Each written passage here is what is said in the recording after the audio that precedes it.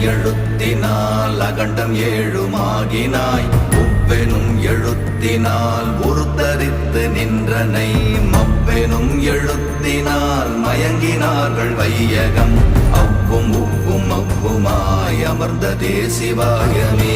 ஓம் நமச்சிவாய ஓம் ஓம் நமச்சிவாய ஓம் நமச்சிவாய ஓம் ஓம் நமச்சிவாய ஓம் நமச்சிவாய ஓம் ஓம் நமச்சிவாய ஓம் நமச்சிவாய ஓம் ஓம் நமச்சிவாய.